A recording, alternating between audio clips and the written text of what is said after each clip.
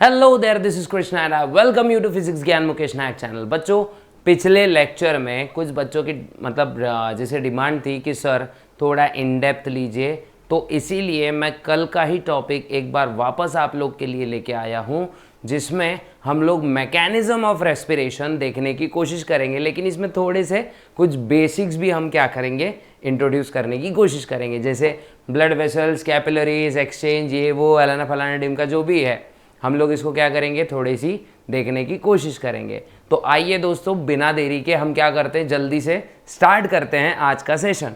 तो आज के सेशन में बच्चों वापस से हम लोग क्या सीखने वाले हैं, मैकेनिज्म ऑफ रेस्पिरेशन। क्या देखने वाले बच्चों, मैकेनिज्म ऑफ रेस्पिरेशन। देखो, मैंने रेस्पिरेशन से रिलेटेड जितने भी ऑर्गन्स वगैरह होते हैं ये सब मैंने पहले ही अपलोड करके रख दिए वो वीडियो को। आपको अगर देखना है तो जाके जल्दी से प्लेलिस्ट में देख सकते हो, आप लोग के लिए वो वीडियो होती है वहाँ पे, ठीक है।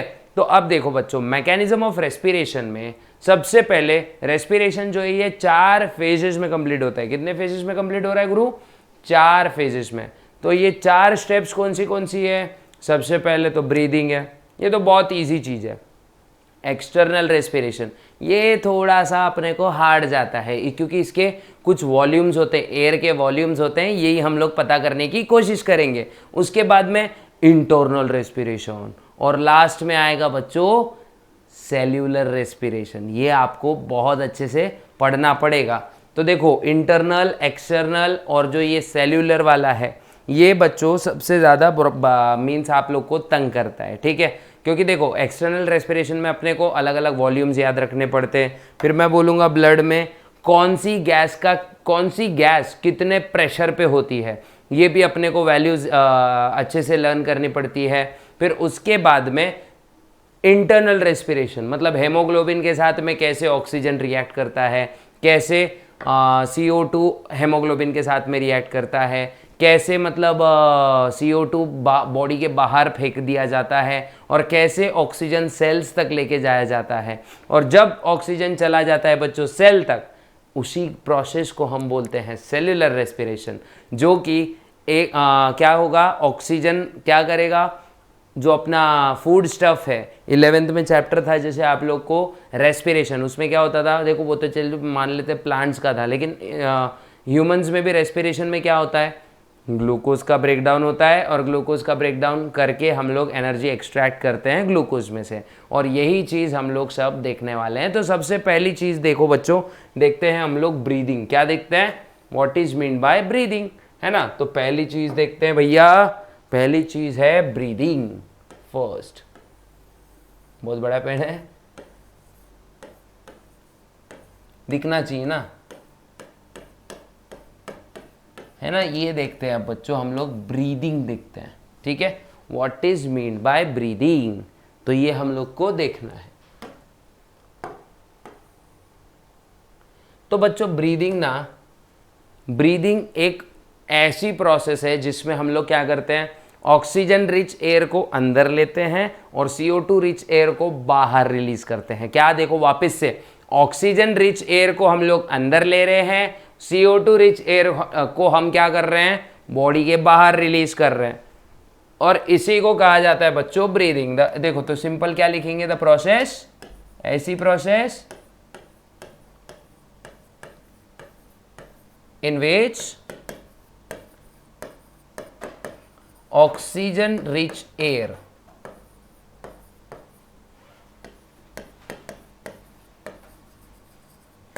is inhaled और टेकन इनटू द लंग्स। और क्या लिख सकते हैं बच्चों इसको हम लोग, और टेकन इनटू द लंग्स, ठीक है। And CO2 rich air is exhaled, है ना। यही होती है बचवा, यही होती है ब्रीदिंग, जिसमें ऑक्सीजन रिच एयर को हम लोग इनसाइड लेते हैं और CO2 रिच एयर को हम लोग बाहर बॉडी के फेंक देते हैं। अब यही ब्रीदिंग ना कितने टाइप्स की होती है बच्चा, यही ब्रीदिंग कितने टाइप्स की होती है, मतलब यही ब्रीदिंग कंप्लीट कितने फेजेस में होती है, 2 फेजेस में। सबसे पहले तो भैया आता है इसमें इंस्पिरेशन। क्या आता है? इंस्पिरेशन। और सेकंड क्या आता है बच्चों? एक्सपीरेशन। क्या आता है? इंस्पिरेशन आता है और एक्सपीरेशन आता है। ठीक है, ये दो चीजें इसमें होती है। अब तुम लोग बोलोगे सर इंस्पिरेशन क्या होता है और एक्सपीरेशन क्या होता है? तो बच्चों इंस्पिरेशन मतलब ये ऐसी प्रोसेस होगी जिसमें ऑक्सीजन रिच एयर लंग्स के अंदर जाएगी। कहाँ जाएगी? लंग्स के अंदर जाएगी। जिसमें ऑक्सीजन होगा ना, ये एयर लंग्स के अंदर जाने वाली है। ठीक है, तो हम क्या बोलेंगे इसको? एयर द प्रोसेस, ऐसा बोलेंगे, प्रोसेस इन विच, देखो बच्चों, the process in which oxygen rich air is taken into the lungs. ठीक है, इनटू लंग्स। लंग्स के अंदर क्या कर रहे हैं हम लोग? ऑक्सीजन रिच एयर क्या कर रहे हैं? लंग्स के अंदर हम लोग ले रहे हैं। और जो CO2 रिच एयर है, जब हम लोग इसको बाहर रिलीज करेंगे, ऐसी प्रोसेस को हम क्या बोलते हैं? एक्सपीरेशन या एक्सहेलेशन। इसी को एक्सहेलेशन भी बोल सकते हैं। इसमें क्या हो रहा है भाई? CO2 out of the lungs, है ना? CO2 क्या कर रहे हैं हम लोग? इसमें लंग्स के बाहर फेंक दे रहे हैं। और ऐसी ही प्रोसेस को क्या कहा जाएगा गुरु? एक्सपीरेशन। क्या कहा जाएगा? एक्सपीरेशन। अगर दिख रहा होगा आप लोग को तो आप लोग इसके स्क्रीनशॉट ले सकते हैं बच्चों। देखो हैंड रिटन नोट्स दे रहा हूं, अब खुद के पॉइंट्स बना के दे रहा हूं। ठीक है, बहुत अच्छे से बना के दे रहा हूं। ठीक है, मतलब एकदम फ्रेंडली लैंग्वेज में, आप लोग को भी क्या होगा, थोड़ा सा समझने में इजी जाएगा। पिछले इसमें क्या हुआ? पिछले इसमें क्या था? मीन्स मेरी भी थोड़ी सी तबीयत खराब थी, और तो वो एनर्जी नहीं है। ठीक है, कहीं ना कहीं क्या हो रहा है, वो एनर्जी नहीं आ पा रही थी, लेकिन आज थोड़ा बेटर है तो एनर्जी आ रही है। मीन्स बोलते ना कि थोड़ा सा होता है ना वायरल नॉर्मल वायरल सा, तो उसमें भी मेरे रेस्पिरेटरी ट्रैक्ट में ही प्रॉब्लम आई थी। लेकिन क्या है, अभी चलो ठीक है, आवाज़ वगैरह एकदम प्रॉपरली है, तो कैसा आप लोग को भी समझाने के लिए वो एनर्जी आने वाली है। ठीक है, उसके बाद में देखो बच्चों, ब्रीदिंग तो आप लोग ने देख लिया। अब क्या कर सकते हैं हम लोग? इंस्पिरेशन, एक्सपीरेशन, इसका डिस्टिंग्विशिंग पॉइंट्स हम क्या कर सकते हैं? एक्सट्रैक्ट कर सकते हैं। ठीक है, लेकिन ये इंस्पिरेशन कब होता है, एक्सपीरेशन कब होता है, ये भी आप लोग को समझना जरूरी है। क्योंकि देखो डायफ्राम, लंग्स के नीचे एक पिचकारी होती है ना, जैसे हम पिचकारी में पानी खींचते हैं अंदर, देखो वो क्या बोलेंगे उसको, पंप लाइक ये वॉल्व होता है उसके, जब ऐसा वो पीछे की तरफ जाता है तो पानी पिचकारी के अंदर एंटर करता है, और जब हम उसको ज़ोर से प्रेस करते हैं तो पानी सीधा बाहर निकल जाता है। सेम तरीके से ना डायफ्राम भी होता है यहाँ पे। ये जब नीचे खींचता है ना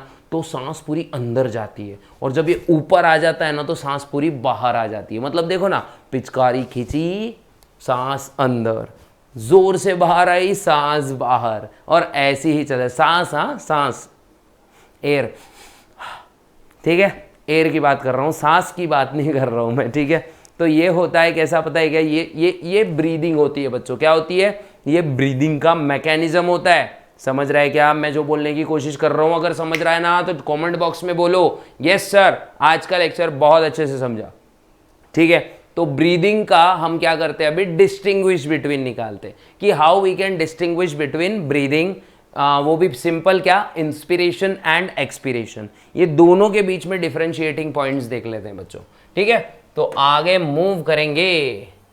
कहाँ जाएंगे हम? अब आगे मूव करने वाले हैं, लेकिन इसके पहले हमको क्या करना पड़ेगा? बोर्ड के राइटिंग को मूव करना पड़ता है। ठीक है, तो अब देखो बच्चों, देखो यहाँ लिखता हूँ मैं इंस्पिरेशन।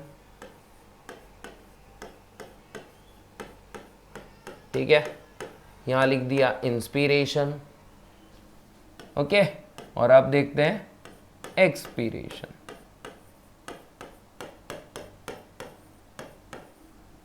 सही।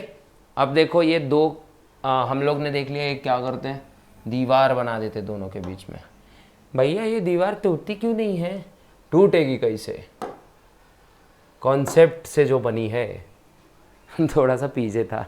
ओके, अब देखो इंस्पिरेशन। इंस्पिरेशन में देखो बच्चों, फर्स्ट पॉइंट क्या आएगा? फर्स्ट पॉइंट लिखने से पहले इसका मार्कर का साइज थोड़ा छोटा करना पड़ेगा, क्योंकि क्या है, जगह नहीं पूरेगी ना, हमको जगह पूरना बहुत ज़रूरी है। First point. यहाँ क्या हो रहा है, यहाँ एयर इनसाइड द लंग्स जाएगी, ठीक है। Oxygen rich, O2 rich air is rushed या फिर मूव, ऐसा भी बोल सकते हो, इनसाइड द लंग्स, ठीक है। O2 rich air is moved inside the lung. बहुत ही बारीक पेन हो गए, थोड़ा सा साइज हल्का सा, चलो ठीक है, इतना काफ़ी है। और यहाँ पे फर्स्ट पॉइंट क्या आएगा बच्चों, CO2 रिच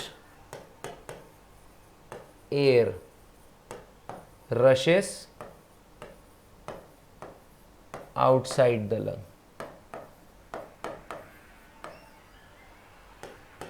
ओके, तो देखो यहां क्या हो रहा है, CO2 rich air rashes inside the lungs and oxygen rich air rashes outside the lung. अब देखो इंस्पिरेशन में हमने देख लिया O2 rich air inside the lungs, मतलब लंग्स में इंटर कर रही है, और एक्सपिरेशन में क्या हो रहा है, CO2 रिच एयर लंग्स के बाहर जा रही है, ठीक है। और इसी चीज को हम क्या बोलेंगे बच्चों, ये देखो ये दोनों डिस्टिंग्विशिंग पॉइंट है। सेकेंड, इसमें जो डायफ्राम है ना बच्चों,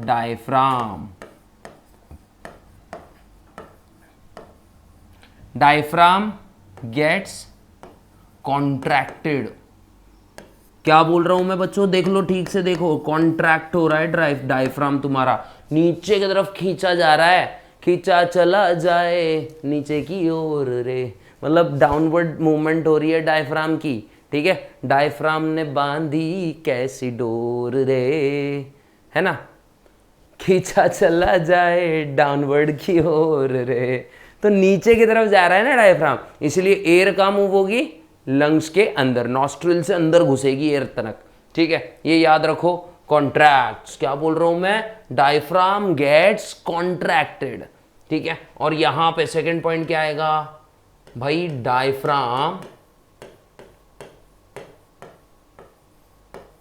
गेट्स रिलैक्स्ड। यहां पे क्या हो रहा है, चलो भाई ऊपर की तरफ मूव होगा, ऐसे देखो नीचे खींचा था, अब ये डायफ्राम क्या होगा, ऐसे ऊपर की तरफ जाएगा, तो लंग्स को क्या करेगा, वो छोटा कर देगा, इसलिए एयर है ना बाहर की ओर मूव हो जाएगी, ठीक है। उसके बाद में मैं बोलूंगा थर्ड, ठीक, यहां तक तो समझ में आ गया रहेगा आपको, ठीक है। उसके बाद में जब डायफ्राम कॉन्ट्रैक्ट होगा तो लंग्स का वॉल्यूम क्या होता बच्चों, लंग्स इससे अच्छा लंग्स, अरे यार गड़बड़ हो गई थी ना। उसके बाद थर्ड पॉइंट वो देख सकते हैं बच्चों अपन, डायफ्राम जो है ना,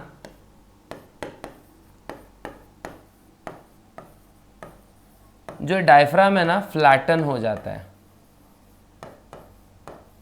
फ्लैटन मतलब ऐसे सीधा हो रहा है ना, ऐसे सीधा हो जाएगा, देखो ये एक्चुअली ऐसा रहता है, डायफ्राम मान लेते हैं हम लोग, ऐसा रहता है। तो जब रेस्पिरेशन होगा तो ये डायफ्राम नीचे की तरफ जाएगा, तो फ्लैट हो गया, और जब एक्सपिरेशन होता है तब ये ऊपर की तरफ जाएगा, तो ये वापस डोम शेप हो गया। ये याद रखना जरूरी है, ठीक है। यहां पे क्या होता है, डायफ्राम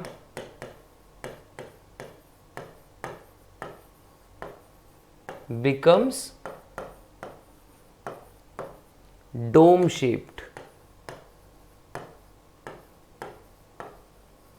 डायफ्राम कैसे हो जाता है बच्चों, यहां पे डोम शेप्ड हो जाता है। कैसे हो जाता है, डोम शेप, मतलब इस तरीके का।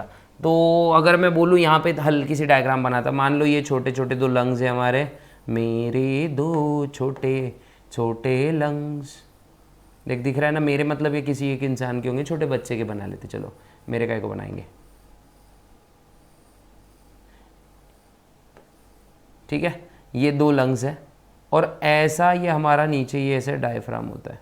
थोड़े से एक अलग मार्कर से बताने की कोशिश करनी पड़ेगी उसको, तब तक दिखेगा नहीं आपको, ठीक है। ये ऐसे जो दिख रहा है ना, ये रेड कलर से दिख रहा है ना, ये ऐसा, तो यहाँ पे क्या हो जाता है, ये ऐसे फ्लैट हो जाता है, ठीक है।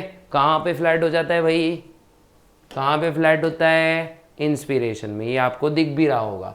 और एक्सपिरेशन में देखो बच्चों, क्या यहाँ बना देते हैं, हाँ ठीक है, एक्सपिरेशन में देखो लंग्स भी कैसे ऊपर की तरफ मूव हो रहे हैं, यहाँ पे आपको दिखेगा। अभी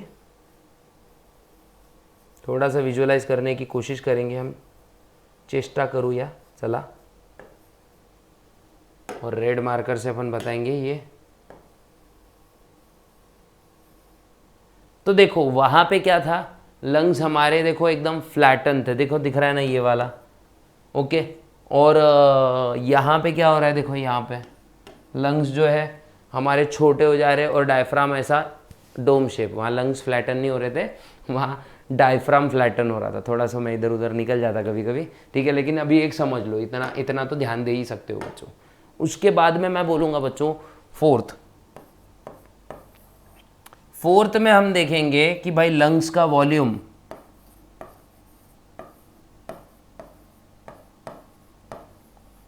लंग्स का वॉल्यूम क्या होता है, डिक्रीज होता है। लोअर एरो मतलब डिक्रीज हो रहा है, और यहाँ पे सेम चीज, सॉरी, लंग्स का वॉल्यूम यहाँ पे क्या होगा, बढ़ेगा, ठीक है। और यहाँ पे लंग्स का वॉल्यूम क्या होगा, छोटे हो रहे हैं ना लंग्स यार, है ना, तो लंग्स का वॉल्यूम यहाँ पे डिक्रीज होगा। अपवर्ड एरो मतलब इंक्रीज, डाउनवर्ड एरो मतलब डिक्रीज। फिर यहाँ पे देखो थोरैसिक कैविटी भी बढ़ जाएगी, तो मैं लिख सकता हूँ यहाँ पे थोरैसिक कैविटी वॉल्यूम, ये भी क्या होता है, इंक्रीजेस। और यहाँ पे क्या होगा बच्चों, थोरैसिक कैविटी का वॉल्यूम यहाँ होगा, यहाँ डिक्रीजेस। ये बात याद रखना, अगर ये लिखना है तो बच्चों लिख सकते हो। ये देखो आप लोग के लिए वापस से ये टॉपिक ले रहा हूँ मैं, और वो भी एक नई एनर्जी के साथ, ठीक है। यहाँ तक शायद आपको समझ गया रहेगा। और वैसे तो बहुत सारे डिस्टिंग्विशिंग पॉइंट्स हैं, लेकिन इतना आई थिंक सो इतने ज़्यादा पॉइंट्स काफ़ी रहते हैं, नहीं है नहीं। अगर इससे ज़्यादा भी हम लोग क्या कर सकते हैं, ले सकते हैं, ठीक है। अब इसका डायग्राम हम लोग कोशिश करते हैं ड्रॉ करने की। अब सिर्फ रेस्पायर जब हम करते हैं तो हमारे डायफ्राम का ही इसमें रोल नहीं होता है बच्चों, इसमें रिब्स का भी रोल होता है। जो इंटरकोस्टल मसल्स होते हैं ना, रिब्स के मसल्स जो होते हैं, वो भी क्या होते हैं, बढ़ते हैं, कम होते हैं। देखो कभी कभी क्या होता है, जब पसली में मार लग जाती है, ज़ोर से जब कोई चोट लग जाती है, तब सांस लेना नहीं आती है बच्चों, तो ये एक बहुत ज़्यादा प्रॉब्लमेटिक सीन हो जाता है। तो इसीलिए ribs, intercostal muscles, lungs, diaphragm, trachea, bronchi, bronchioles, alveoli, फिर मैं बोलूँगा लंग्स बोल रहा, नोज़, तो ये जितनी भी चीज़ें हैं ना बच्चों, ये उतनी ही इम्पॉर्टेंट है पूरे रेस्पिरेशन प्रोसेस के लिए, पूरे के पूरे रेस्पिरेशन प्रोसेस के लिए ये हर चीज़ इम्पॉर्टेंट है इक्विवेलेंटली। तो अब और एक चीज़ देखनी है बच्चों हमको इसके अंदर, 6th पॉइंट देखते हैं।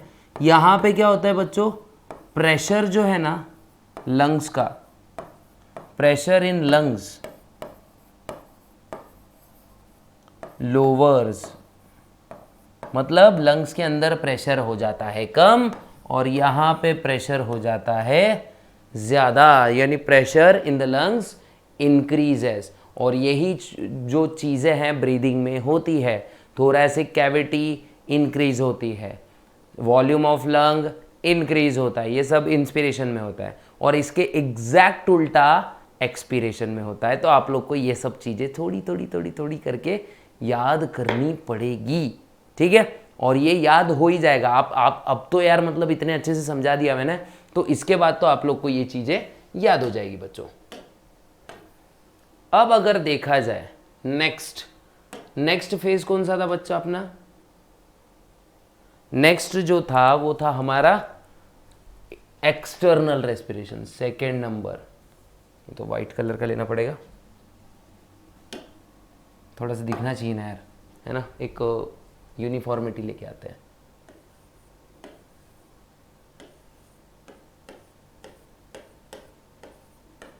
एक्सटर्नल रेस्पिरेशन,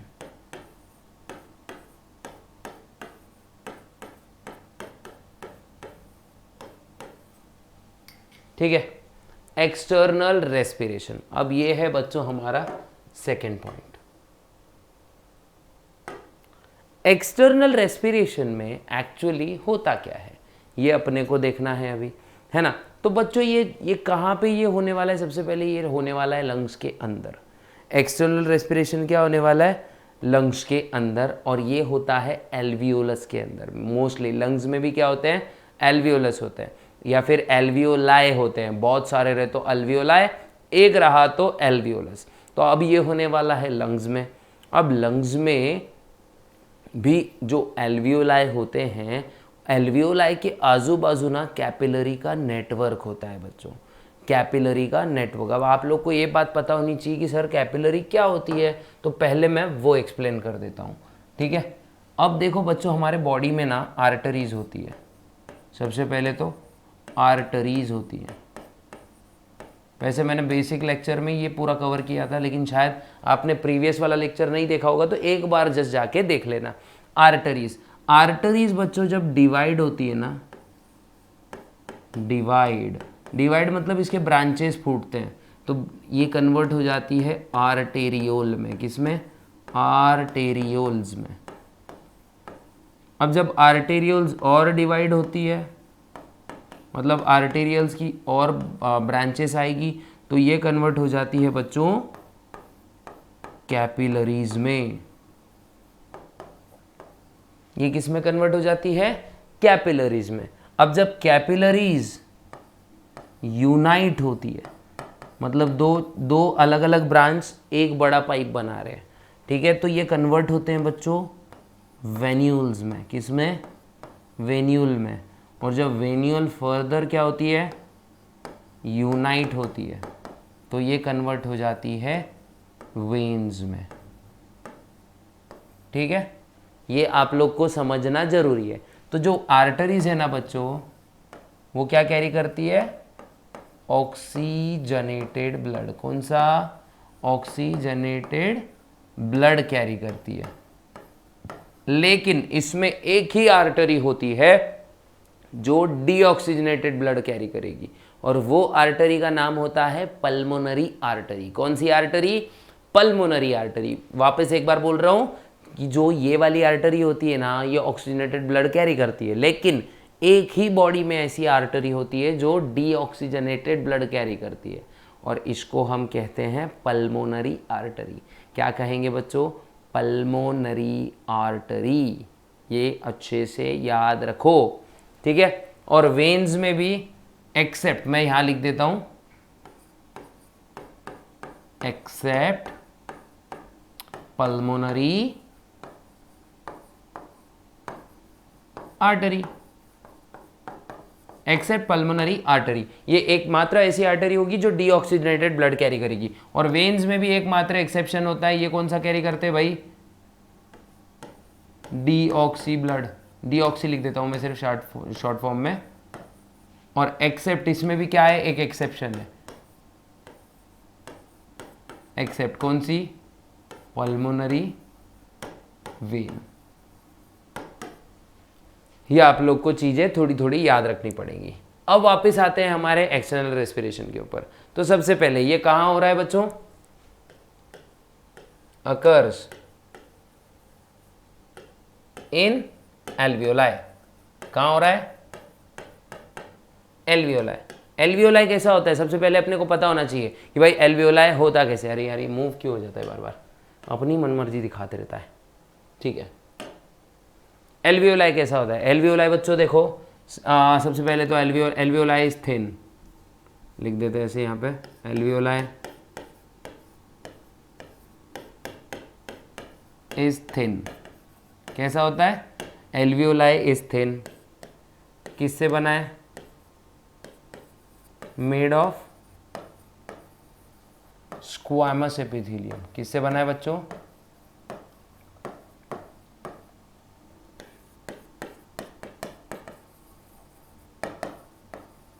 किससे बना रहता है ये, it is made up of squamous epithelium. किससे बना है, स्क्वामस एपिथेलियम। अब इसके बाद एक और पॉइंट आएगा बच्चों इसमें, सराउंडेड बाय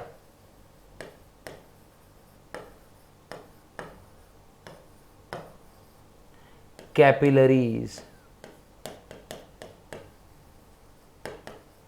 लेकिन कौन सी कैपिलरीज? Blood capillaries. हाँ, it is surrounded by blood capillaries, ये आप लोग को याद रहना चाहिए। It is surrounded by blood capillaries. किससे सराउंडेड है बच्चा लोग? It is surrounded by blood capillaries. अब जो ब्लड कैपिलरीज रहती है ना, ये भी कैसी होती है बच्चों? ये भी थिन होती है, ठीक है। और ये भी किससे बनती है? Made of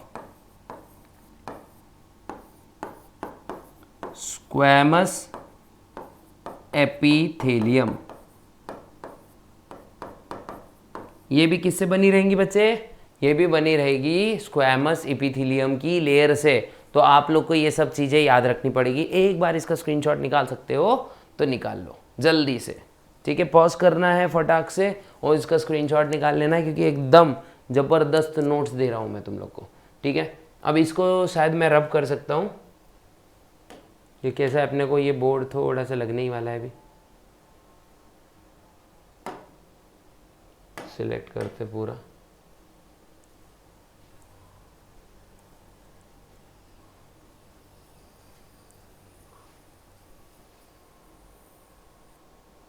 okay. अब ये हो चुका है क्लियर। अब देखते हैं बच्चों, इसके बाद इसका थोड़ा सा एक छोटा सा डायग्राम, एक रिप्रेजेंटेशन करने की कोशिश करेंगे अपन, ठीक है। तो मान लेते वाइट कलर से ही बनाते हैं, चलो ठीक है। ये मान लो ये हमारा एल्वियोलाई है, ठीक है। अब देखो ये एल्वियोलाई के क्या है, ये जो मैं बना रहा हूँ ये आउटर। अब बच्चों ये स्क्वैमस एपिथेलियम है किसी एक एल्वियोलाई का, ठीक है।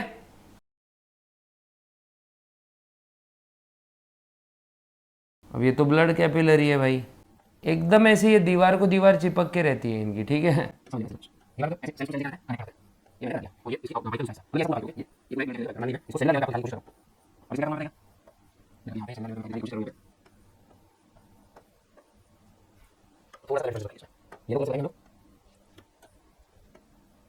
ये जो येलो कलर से हम लोग बताने की कोशिश कर रहे हैं बच्चों, ये एल्वियोलाई। तो देखो ये जो येलो कलर है ये एल्वियोलाई का स्क्वैमस एपिथेलियम है, ओके। और ये जो ग्रीन कलर है जो अभी मैं बताऊंगा आपको, वो है अपने ब्लड कैपिलरीज का squamous epithelium. Actually green colour से नहीं बताना चाहिए क्योंकि ब्लड है तो रेड दिखता है, लेकिन चलो आप लोग को थोड़ा सा डिस्टिंग्विश करवाने के लिए है ये सिर्फ, क्योंकि ब्लड इसमें ही फ्लो करते दिखाना है तो अपने को थोड़ा सा अलग दिखाना पड़ेगा उसको। शायद अब आप लोग को ये पाइप दिख सकता है, ठीक है।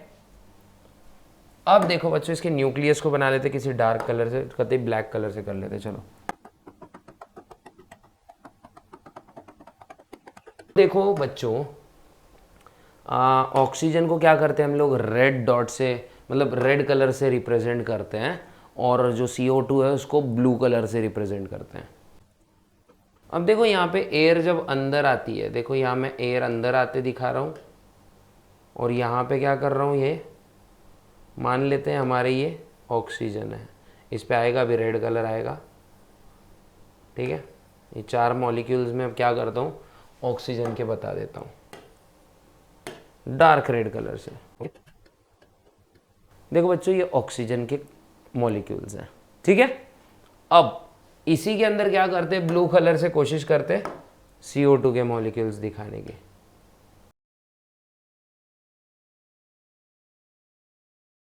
तो O2 के मॉलिक्यूल्स बच्चों देखो अंदर आ रहे हैं ब्रीदिंग के दौरान, और CO2 के मॉलिक्यूल देखो एरो पे नजर रखो बच्चों, बाहर जा रहे हैं, ठीक है।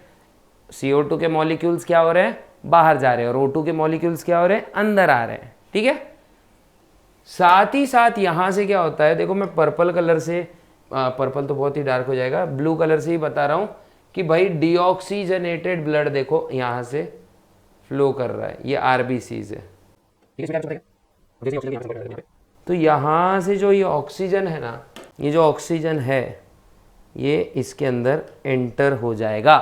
कहाँ एंटर होगा, यहाँ एंटर होगा। अब तो क्या होगा ये बच्चों, इसका कन्वर्जन फिर किस में हो जाएगा बच्चों, जैसे जैसे ऑक्सीजन इसमें एंटर करता जाएगा वैसे वैसे इसका कन्वर्जन देखो आरबीसीज में कन्वर्ट हो रहा है। और ऐसे ही गैस का एक्सचेंज होता है, यही एक्सटर्नल रेस्पिरेशन है। ठीक है, यहाँ तक तो हमने देख लिया। व्हाट हैपन्स एक्सटर्नल रेस्पिरेशन, ये क्या है बच्चों? ये है एक्सटर्नल रेस्पिरेशन। आपके बुक में वैसे ये डायग्राम दिया है बच्चों।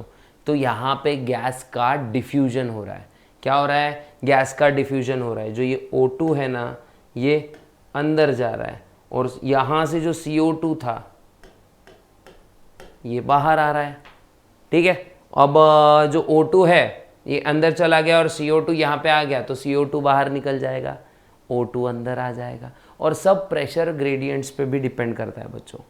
ब्लड का प्रेशर ग्रेडियंट ऑक्सीजन का क्या है, ऑक्सीजन ब्लड के बाहर क्या है, CO2 का ब्लड में प्रेशर कितना है, बाहर कितना है, ये इस पे भी डिपेंड करता है।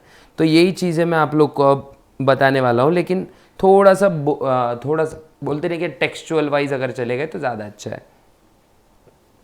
अब देखो, जो रेस्पिरेटरी मेम्ब्रेन है, ये जो बीच में इनके होती है ना स्क्वैमस एपिथेलियम के, तो यहाँ एक रेस्पिरेटरी मेम्ब्रेन होती है जहाँ से गैस का एक्सचेंज होता है। शायद आप लोग को ये डायग्राम भी एकदम अच्छे से समझ रही होगी। ठीक है, मैंने कोशिश की है आप लोग को दिखाने की ये चीज़। ठीक है, उसके बाद में देखो CO2 का जब देखो पार्शियल प्रेशर, तो अब देखो बच्चों यहाँ पे सब प्रेशर का खेल होता है। किस चीज़ का? प्रेशर का खेल, या ऐसा बोलूँ मैं, partial pressure of CO2 in blood capillary. या क्या बोल रहा हूं मैं? In blood capillary. ये कितना होता है बच्चों? 45 mm Hg। 45 mm of Hg होता है। कितना? ये वैल्यू याद रखो बच्चों, MCQ बहुत सारे आते हैं इसके ऊपर। ठीक है, बहुत सारे मीन्स जो भी जितने मार्क्स कहेंगे, लेकिन अगर एक आधा आ गया इस पे तो प्रॉब्लम हो सकता है। और मोस्टली इस पर आता है MCQ। ठीक है, प्रेशर के ऊपर आता है। एंड दैट इन एल्वियोलाई, तो जो एल्वियोलाई में CO2 का प्रेशर होता है वो कितना होता है बच्चों? 40 mm Hg। अब आपको ये बात पता है ना कि भाई बाहर प्रेशर कम है लेकिन ब्लड में प्रेशर ज़्यादा है, तो CO2 कहाँ मूव करेगा? ब्लड से एल्वियोलाई में मूव करेगा ना, क्योंकि एल्वियोलाई में प्रेशर कम है और कैपिलरी में ब्लड का प्रेशर मतलब CO2 का प्रेशर ज़्यादा है। तो कहाँ से कहाँ डिफ्यूज होगी gas? Gas will diffuse from capillary to alveoli. So मैं यहाँ लिख देता हूँ, यहाँ पे ऐसा, सो CO2 diffuses from capillary to alveoli। ये याद रखना, प्रेशर याद रखना और फिर डिफ्यूजन कहाँ से कहाँ हो रहा है ये याद रखना। ठीक है, यहाँ तक समझ गया क्या? अगर समझ गया होगा तो लाइक जल्दी से ठोक दो, फटाफट शेयर कर दो वीडियो को। ठीक है, अब देखो नेक्स्ट, अब ये हम लोग रब कर देंगे ज़रा सा, अच्छा लगता है ये वाला कलर। उसके बाद अब देखो बच्चों, सेम हाल CO2 का होता है, सॉरी ऑक्सीजन का होता है। अब ऑक्सीजन का कैपिलरी में प्रेशर होता है 40 mm और एल्वियोलाई में होता है 104 mm Hg। कितना? 104 mm Hg। तो उस वजह से सीधी सी बात है ना यार, हाई प्रेशर से गैस लो प्रेशर की तरफ मूव होती है, इसीलिए कहाँ एंटर करेगी? देखो इन कैपिलरीज, ऐसा बोलता हूं मैं, इन कैपिलरीज, कैप लिख देते इसको सिर्फ,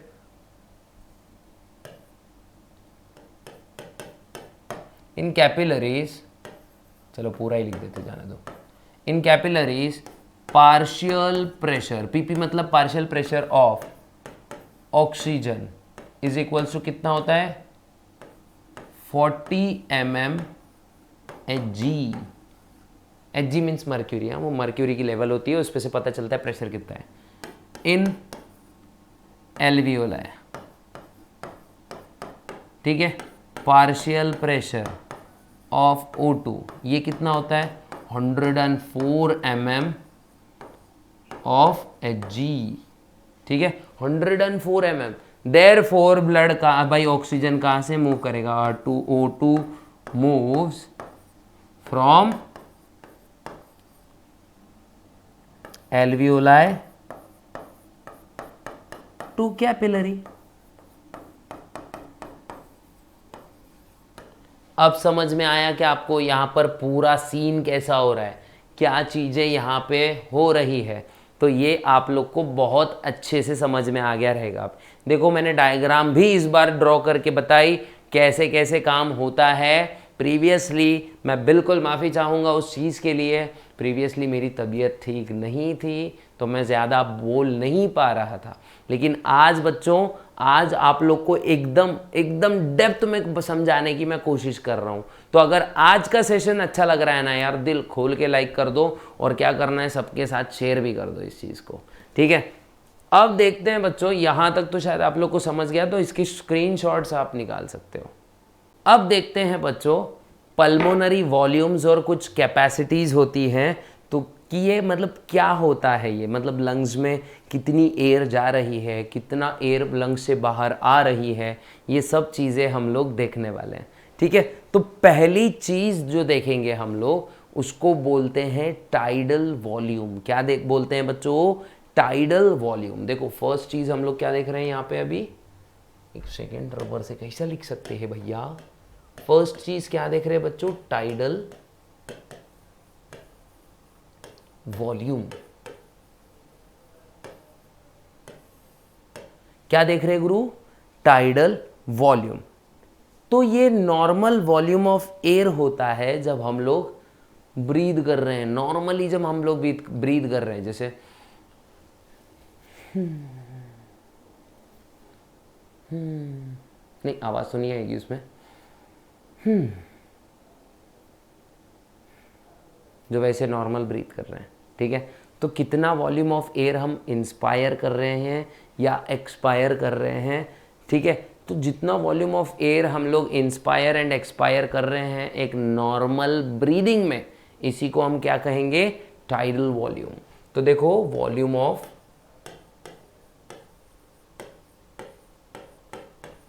एयर इंस्पायर्ड और एक्सपायर्ड, इंस्पायर्ड एंड एक्सपायर्ड, और नहीं लिखेंगे एंड, आफ्टर या फिर इन अ नॉर्मल ब्रीदिंग।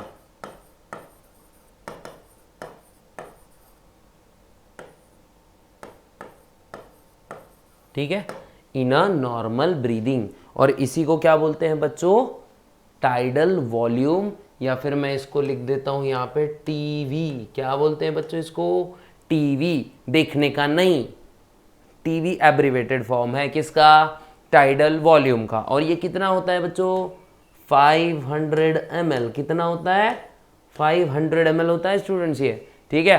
तो ये कितना होता है, 500 ml के आसपास, मतलब इतनी एयर हम क्या करते हैं, रिलीज कर देते हैं, ठीक है, नॉर्मल ब्रीदिंग में। उसके बाद है IRV, इंस्पिरेटरी रिजर्व वॉल्यूम। क्या है, इंस्पिरेटरी रिजर्व वॉल्यूम। ये मैक्सिमम वॉल्यूम ऑफ एयर होती है जो कि हम क्या करते हैं, forceful expiration, sorry forceful inspiration में हम लोग इनहेल करते हैं। अब देखेंगे हम लोग IRV। क्या देखेंगे बच्चों, IRV देखेंगे। IRV अगर इसको आप लोग ने लिख लिया होगा तो ठीक है, इसको हम क्या कर सकते हैं, रब कर सकते हैं, सर रब रब रब रब। तो देखो IRV, इसको बोलते हैं बच्चों इंस्पिरेटरी रिजर्व वॉल्यूम। क्या बोलेंगे इसको, इंस्पिरेटरी रिजर्व वॉल्यूम। वापस बोल रहा हूं, क्या बोलेंगे, इंस्पिरेटरी रिजर्व वॉल्यूम। ये होता है द मैक्सिमम अमाउंट, या फिर सिंपल बोलेंगे वॉल्यूम ऑफ एयर इंस्पायर्ड, क्या,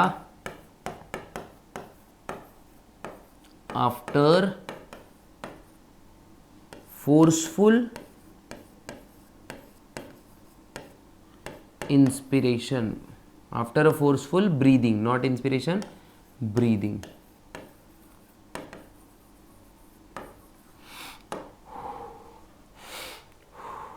तो ये वो एक्स्ट्रा वॉल्यूम ऑफ एयर है जो अपने नाक में चले गई थी, इंस्पायर कर लिया था हमने ड्यूरिंग फोर्सफुल ब्रीदिंग। कब? Forceful breathing. और ये होता है बच्चों, ठीक है, कितना होता है ये देख लो, ये होता है 2000 से लेके 3000 ml तक। कितना? 2000 से लेके 3000 ml तक। ओके, यहां तक शायद आपको समझ गया रहेगा। एक्सपीरेटरी रिजर्व वॉल्यूम देखेंगे। क्या देखेंगे बच्चों? एक्सपीरेटरी रिजर्व वॉल्यूम, मतलब क्या? ERV, expiratory reserve volume. तो ये क्या होता है भाई? द मैक्सिमम, देखो लिख लेते, the maximum volume of air expired after forceful breathing।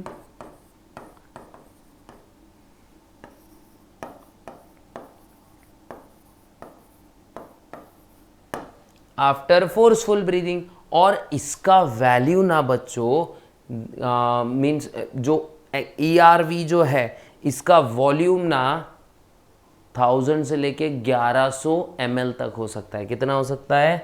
1000, अरे यार 1000 to 1100 ml। ये आप लोग को याद रखना है, अगर लिखना चाहते हो तो ये लिख सकते हो बच्चों।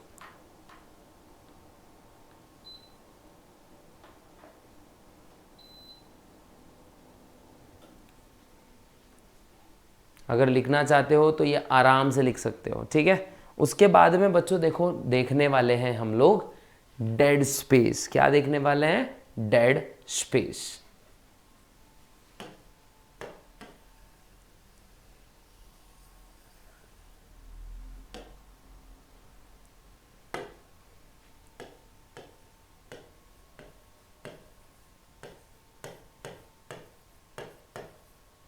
तो बच्चों डेड स्पेस इसको हम लोग देते हैं, डिनोट करते हैं DS से। मतलब ये बची हुई अमाउंट ऑफ एयर होती है हमारे रिस्पिरेटरी ट्रैक्ट में, और ये एयर ना एक्सचेंज में बिल्कुल भी पार्टिसिपेट नहीं करेगी। गैसियस एक्सचेंज में कोई भी इसका रोल नहीं होगा, कोई भी इसका पार्टिसिपेशन नहीं होगा।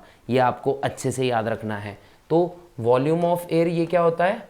Volume of air remained in our respiratory tract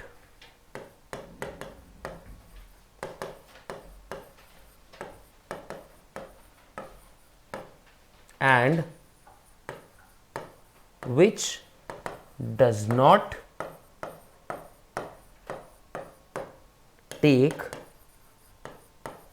part in respiration।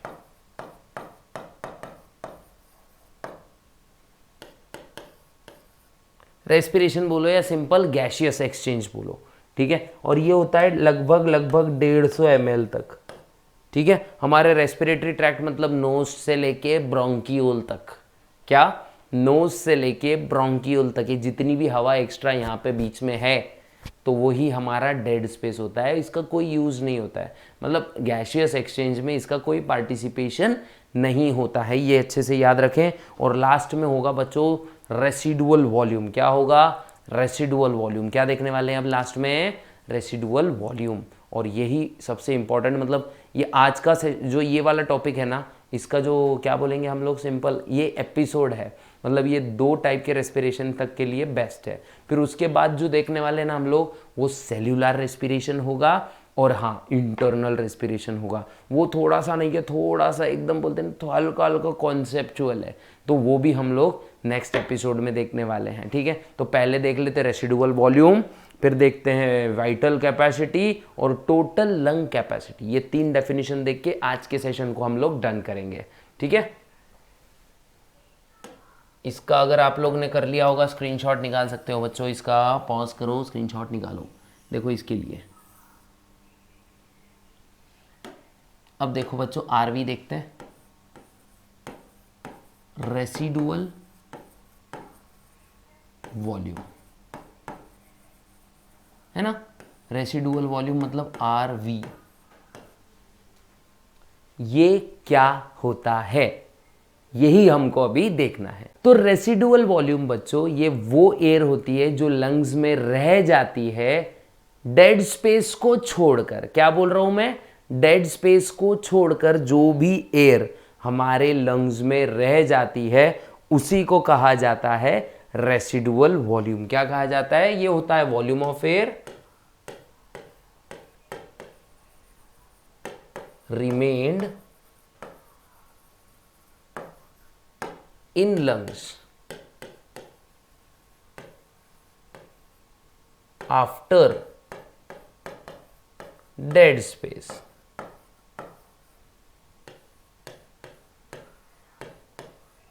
ठीक है, आफ्टर डेड स्पेस अगर मैक्सिमम एक्सपीरेशन हो भी जाता है तब भी, इवन आफ्टर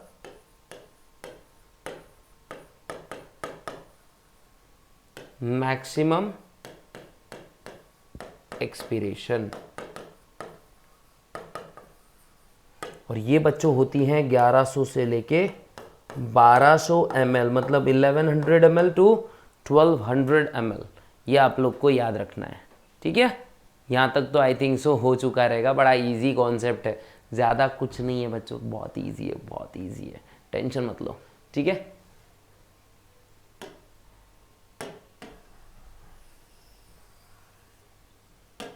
अब देखेंगे total lungs capacity. TLC means total lungs capacity. ये मैक्सिमम अमाउंट ऑफ एयर होता है बच्चों जो लंग्स हमारा होल्ड कर सकता है। ये इतना याद रखना है, मैक्सिमम अमाउंट ऑफ एयर या फिर maximum volume of air that lungs can hold after maximum forceful inspiration. Book में भी आप लोग को कैसा लिखाया है, मैक्सिमम फोर्सफुल इंस्पिरेशन के बाद हमारा लंग कितनी एयर हम स्टोर कर रहे हैं, ये कितनी एयर हम स्टोर कर रहे हैं, यही चीज क्या होती है, हमारा टीएलसी होता है। ठीक है, तो क्या लिखेंगे, maximum amount of air lungs can hold after forceful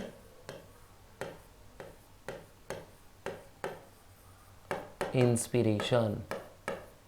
और ये कितना होता है बच्चों, लगभग 5 से लेके 6000 ml तक, मतलब 5200 से लेके 5800 ml तक, अगर बुक्स की लैंग्वेज में देखा जाए तो ये ऊपर नीचे हो सकता है, डिपेंड करता है किसकी लंग्स की कैपेसिटी कितनी है। ठीक है, तो ये होता है टीएलसी और लास्ट में होगा बच्चों वीसी। क्या होगा, वीसी होगा। तो वीसी मतलब होता है वाइटल कैपेसिटी। क्या होता है बच्चों, वीसी माने, देखो यहाँ पे लिख देता हूँ मैं वीसी, ये क्या होता है बच्चों, वाइटल कैपेसिटी, और ये वॉल्यूम ऑफ एयर होता है। क्या होता है, volume of air, simple maximum volume of air, okay, maximum volume of air that can be